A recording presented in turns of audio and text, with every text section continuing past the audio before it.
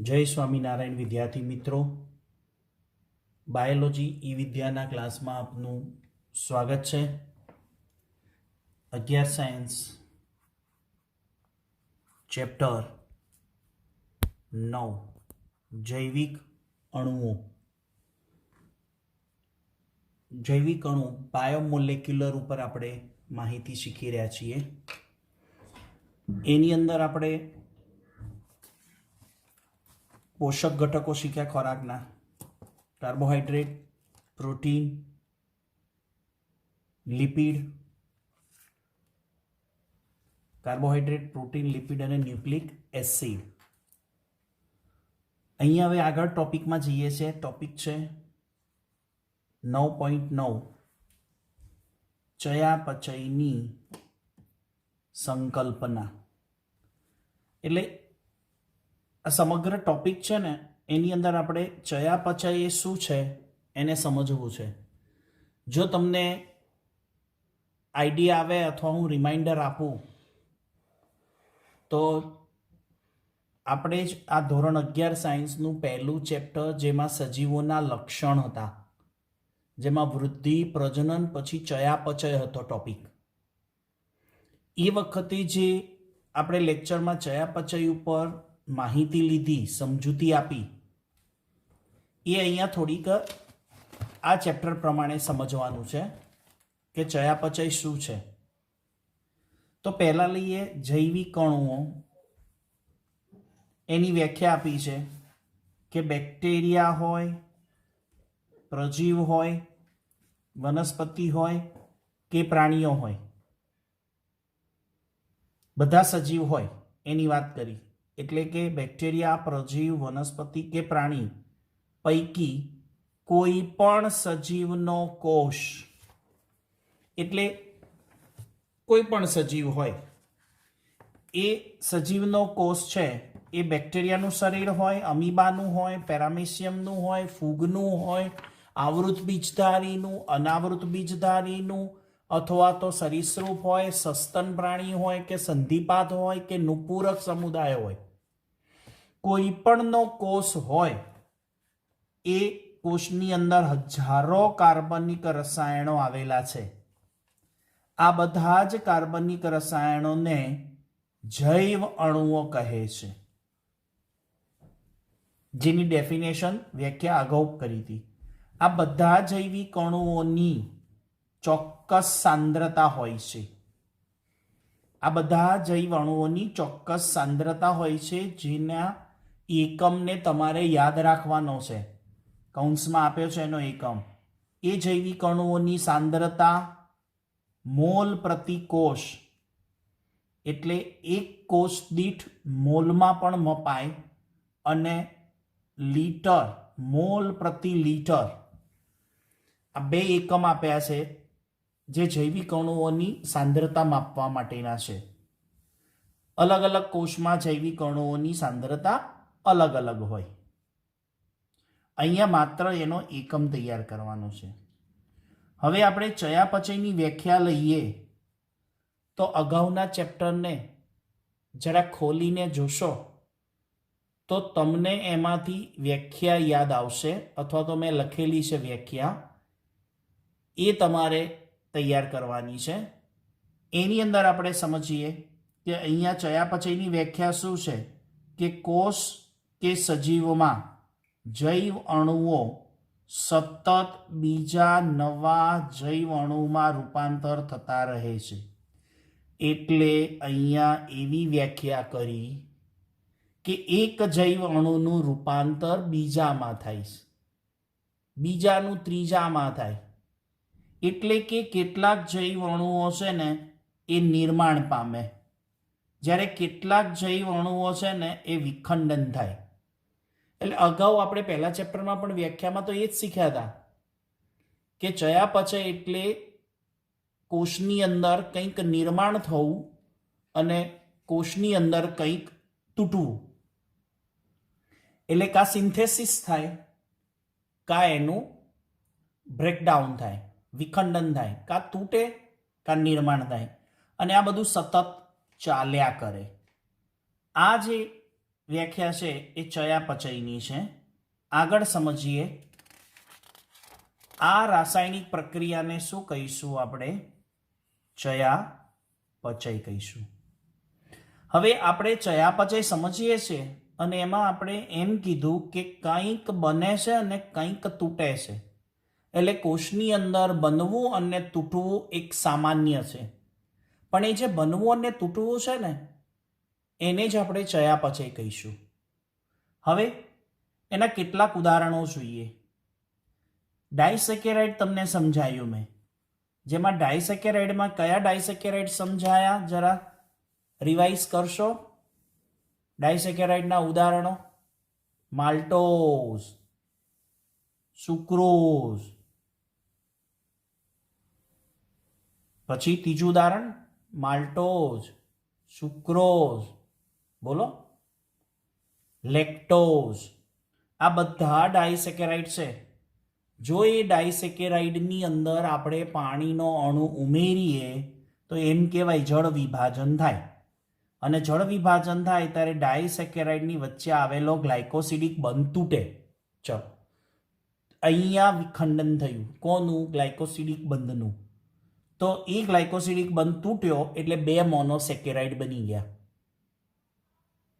આ તૂટવાની પ્રક્રિયા થઈ. બીજું ઉદાહરણ: એમિનો એસિડમાંથી CO2 દૂર થાય અને એમાઇનમાં ફેરવાય. હવે એમિનો એસિડ છે એમાંથી CO2 દૂર થયો અને CO2 દૂર થતા એમાઇનમાં રૂપાંતર થાય છે, એ પણ વિખંડન છે. ન્યુક્લિયોટાઇડના બેઝ છે એના ઘટકમાંથી એમિનો સમૂહ દૂર થવો. તો તમને મિત્રો અહીંયા કયા ઉદાહરણો આપી દીધા? બધા જ. અહીંયા પણ તૂટવાની વાત કરી, અહીંયા પણ CO2 દૂર થતા એક સંયોજનનું બીજા સંયોજનમાં રૂપાંતર થયું, અહીંયા પણ એમિનો સમૂહ દૂર થયો. એટલે જનરલી અહીંયા 3 ઉદાહરણ એવા આપી દીધા છે કે જેનું વિખંડન થયેલું છે, અને એવા ઉદાહરણ પણ આવે કે જેમાં નિર્માણ થતું હોય. તો આ ઉદાહરણ છે ચયાપચયના. ભલે આપણને અહીંયા વિખંડનના ઉદાહરણો આપ્યા હોય પણ નિર્માણ પણ એ ચયાપચયનો ભાગ જ છે. હવે આ ચયાપચય પ્રક્રિયાઓની માત્રા એક પ્રક્રિયા નથી. ચયાપચયની પ્રક્રિયાઓ માત્ર એક પ્રક્રિયા નથી, સમજો. એના બદલે આપણે એમ સમજવું કે અન્ય પ્રક્રિયાઓ સાથે જોડાયેલી શૃંખલા રૂપે એને ચયાપચયનો પથ કહેવાય. ચયાપચય છે મિત્રો, સમજી રાખજો, તૂટવું અને નિર્માણ થવું. આવું સતત ચાલુ રહે. મેં હમણાં જ એક ઉદાહરણ આપ્યું કે એક પદાર્થમાંથી બીજો પદાર્થ બને, બીજામાંથી ત્રીજો બને, ત્રીજામાંથી ચોથો બને, ચોથામાંથી પાંચમો બને, પાંચમામાંથી છઠ્ઠો બને, છઠ્ઠામાંથી બીજો બને, બીજામાંથી સાતમો બને, સાતમામાંથી પહેલો બને. ખ્યાલ આવે છે? પહેલામાંથી બીજો, બીજામાંથી ત્રીજો, ત્રીજામાંથી ચોથો, ચોથામાંથી પાંચમો, પાંચમામાંથી છઠ્ઠો, છઠ્ઠામાંથી પાછો બીજો, બીજામાંથી પાંચમો, પાંચમામાંથી સાતમો, સાતમામાંથી ત્રીજો, ત્રીજામાંથી, આ બધું સર્કલ ચાલે. એને શું કહેવાય? ચયાપચયનો પથ કહેવાય. હવે આ ચયાપચયનો પથ કેવો છે? રેખીય પણ હોય અને વર્તુળાકારે હોય. રેખીય એટલે શું? પહેલામાંથી બીજો, બીજામાંથી ત્રીજો, ત્રીજામાંથી ચોથો, ચોથામાંથી પાંચમો, પાંચમામાંથી છઠ્ઠો, છઠ્ઠામાંથી સાતમો, સાતમામાંથી આઠમો, આઠમામાંથી નવમો. આ રેખીય થયો. જ્યારે વર્તુળાકાર કોને કહેવાય? પહેલામાંથી બીજો, બીજામાંથી ત્રીજો, ત્રીજામાંથી ચોથો, ચોથામાંથી પાંચમો, પાંચમામાંથી ત્રીજો, ત્રીજામાંથી પહેલો, પહેલામાંથી સાતમો, સાતમામાંથી દસમો, દસમામાંથી નવમો. આવું વર્તુળાકાર પણ હોય. ચયાપચયના પથને હું ઉદાહરણ આપું ને તો કોની સાથે સરખાવાય ખબર છે? ટ્રાફિક.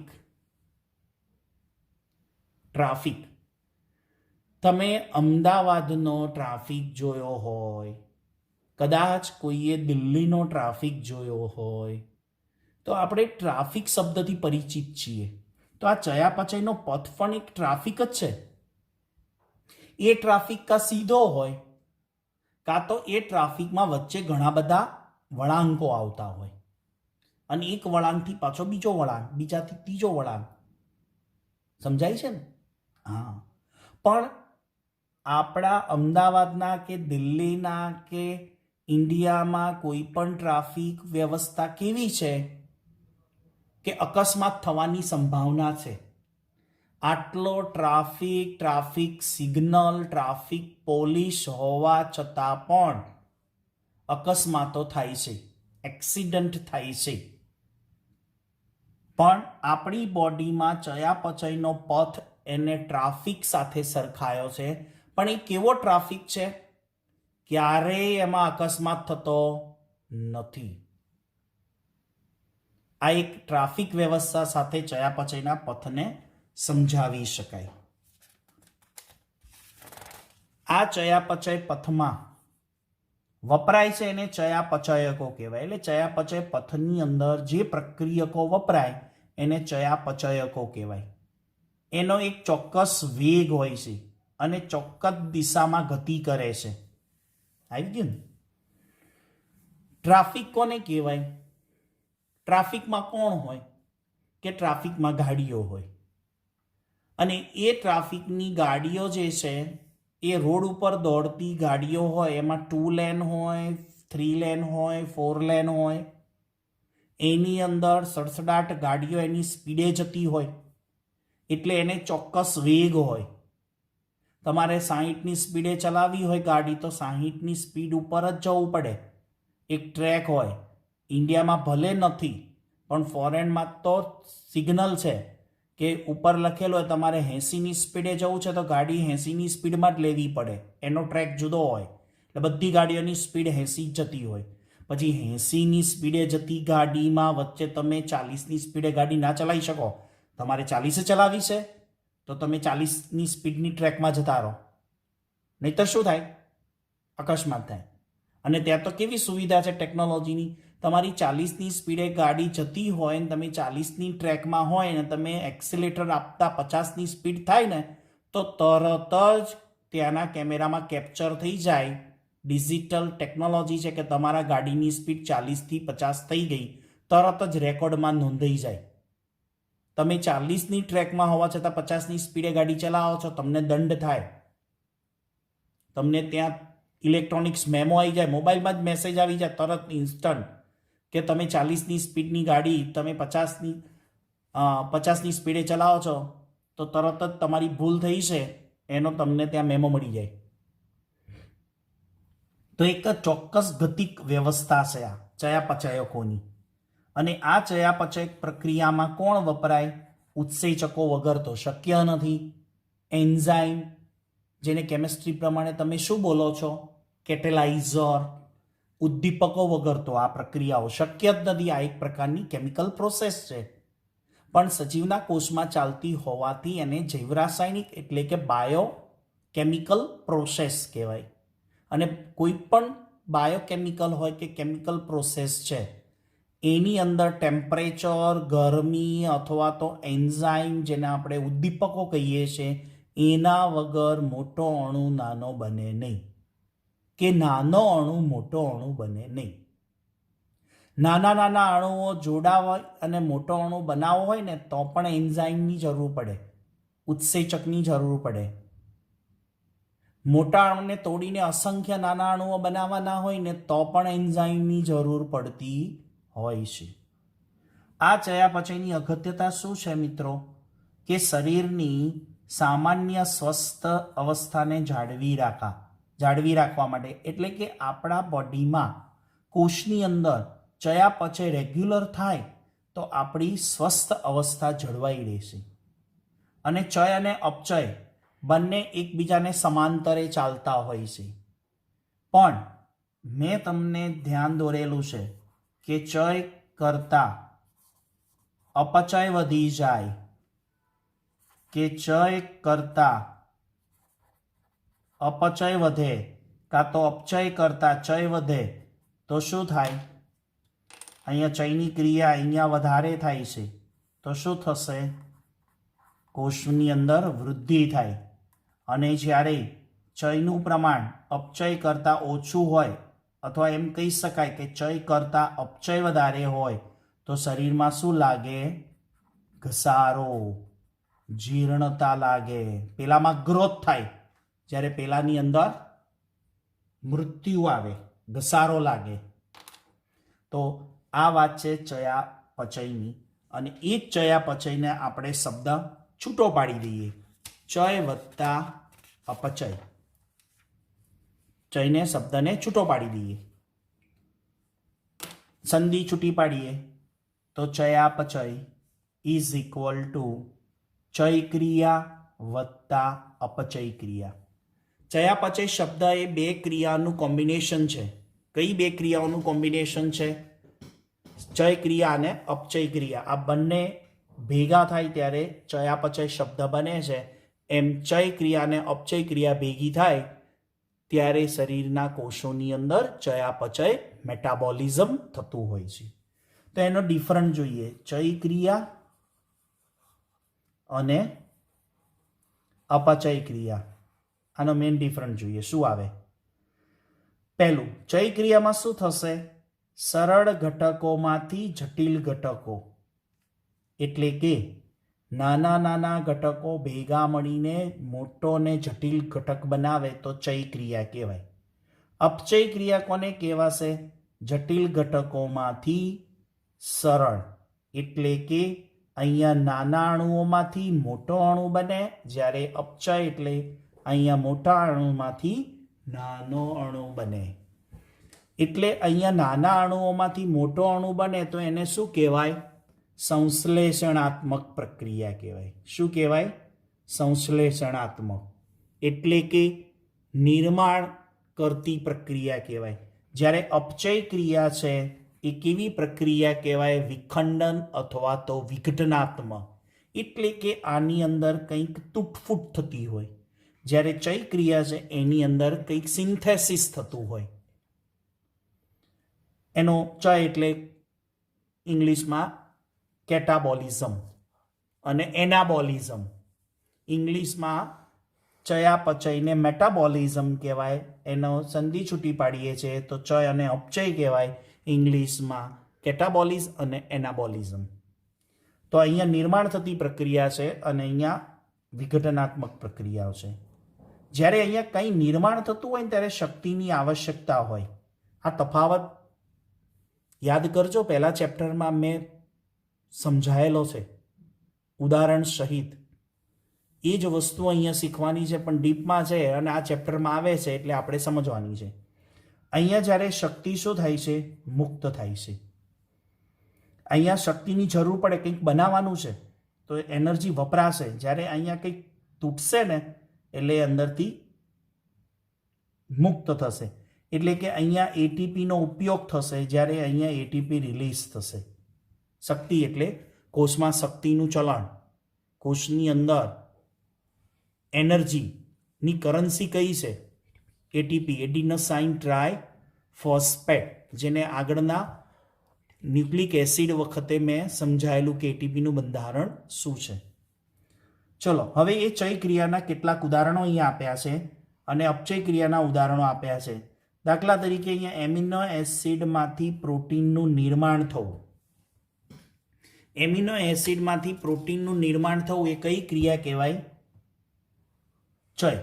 જ્યારે એ પ્રોટીન તૂટી અને એમિનો એસિડ છૂટા પડે, પ્રોટીન બ્રેકડાઉન થાય, પ્રોટીન તૂટી અને એમિનો એસિડ બને તો અપચય કહેવાય. પણ એ જ એમિનો એસિડ ભેગા થઈને પ્રોટીન બને તો કઈ ક્રિયા કહેવાય? ચય. ગ્લુકોઝનું નિર્માણ થવું, C6H12O6 એનું નિર્માણ થવું તો કઈ પ્રક્રિયા કહેવાય? ચય. જ્યારે ગ્લુકોઝનું વિઘટન થવું એટલે C6H12O6 એનું વિઘટન થઈને પાયરુવિક એસિડ બને એ પ્રક્રિયાને શું કહેવાય? અપચય ક્રિયા. આ ગ્લુકોઝનું નિર્માણ થવું ને એના માટે આપણે ચેપ્ટર નંબર શીખીશું 13, પ્રકાશ સંશ્લેષણ. એટલે કે પ્રકાશ સંશ્લેષણ પ્રક્રિયા એક પ્રકારની કઈ કહેવાય? ચય ક્રિયા. જ્યારે ગ્લુકોઝનું વિઘટન એને આપણે સમજવાનું છે ચેપ્ટર નંબર 14 શ્વસન ચેપ્ટરમાં. એટલે કે શ્વસન એ કઈ પ્રક્રિયા કહેવાય? અપચય પ્રક્રિયા. તો તમે અહીંયા મસ્ટ બી નોટ ડાઉન. ગ્લુકોઝનું નિર્માણ એટલે પ્રકાશ સંશ્લેષણ એટલે ચય ક્રિયા, અને ગ્લુકોઝનું વિઘટન એટલે કે શ્વસન એટલે અપચય ક્રિયા. આ સમજવાનું છે. બીજું, આ બે પેરેલલ એટલા માટે સમજાય ઉદાહરણ કે તદ્દન એકબીજાની વિરુદ્ધ છે એટલા માટે. હવે એક ઉદાહરણ વધારે આપ્યું છે અહીંયા ચય ક્રિયામાં કે એસિટિક એસિડમાંથી કોલેસ્ટ્રોલનું નિર્માણ થાય છે. એટલે કે એસિટિક એસિડ છે એમાંથી કોલેસ્ટ્રોલ બને છે. ખાલી ઉદાહરણ યાદ રાખવાનું છે, કોઈ સમીકરણ વાઇઝ યાદ રાખવાનું નથી. તો એસિડિક એસિડમાંથી કોલેસ્ટ્રોલ નિર્માણ થાય છે. કઈ ક્રિયાને સરખાવી શકાય? ચય ક્રિયા સાથે. તો આ થયો ચય ક્રિયા અને અપચય ક્રિયાનો તફાવત, અને તફાવત સ્વરૂપે આપણે એને સમજ્યા. બરાબર. તો આ વાત હતી ચયાપચય એટલે શું, ચયાપચયકો એટલે શું, અને ચયાપચય અને એના બે શબ્દો ચય અને અપચય ક્રિયા સમજ્યા. તો નેક્સ્ટ વિડીયોમાં આ ચયાપચય દ્વારા કોષની જીવંત અવસ્થા, ગતિક અવસ્થા વિશે સમજવાનું છે. તો આવતા વિડીયો લેક્ચર સુધી સૌ વિદ્યાર્થી મિત્રોને જય સ્વામિનારાયણ.